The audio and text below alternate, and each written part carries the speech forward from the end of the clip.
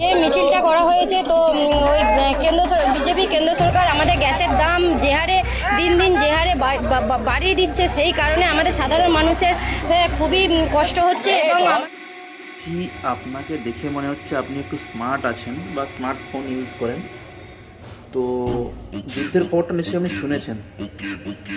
আর বলছেন না কেন্দ্র গ্যাসের দামটা বাড়িয়ে দিয়েছে। এই গ্যাস নিয়ে কত আন্দোলন করবেন বলুন দেখি। আর দিদি আমাদের জন্য যেভাবে ভেবেছে, আমাদের ঘরের স্বামীরা সেভাবে আমাদের জন্য ভাবেনি। আমাদের লক্ষ্মী ভাণ্ডার দিয়ে আমাদেরকে দিদি ভীষণভাবে উপকৃত করেছে। সেই কারণে আমরা আমাদের নিজের হাত খরচাটুকু আমরা করতে পারি এবং ছেলের কিছু কেনা বা নিজেদের কোনো কিছু করা, এই লক্ষ্মী ভাণ্ডার যুবসাথীর সাহায্যে আমরা সবটাই উপকৃত হচ্ছি। আর বলছেন মমতা সরকার আপনাদের কথা ভেবেছে, ভাতা দিচ্ছে, যুবসাথী দিচ্ছে আর লক্ষ্মীর ভাণ্ডার দিচ্ছে। 1,500 টাকা সংসার চলে, আর উপর থেকে আপনি 1,500 টাকার জন্য আপনার স্বামীকে অপমান করছেন, যে আপনাকে সারা বছর বসে বসে খাওয়ায়। যদি বাইরে কাজ করে, যদি রাজ্য ছেড়ে বাইরে যদি গিয়ে কাজ করে,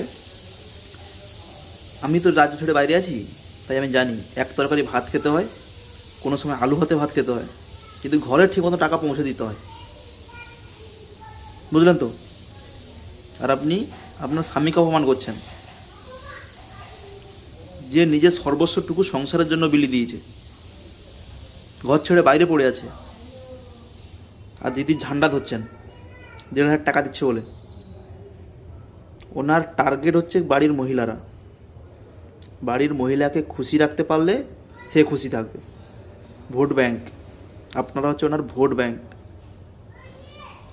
ওই একটু আওয়াজ তুলুন তো, যে আমাদের টাকা চাই না, আমাদের একটু কলকারখানা হোক, আমার স্বামীরা বাইরে থেকে বাড়িতে এসে কাজ করুক, দেশে থাকুক।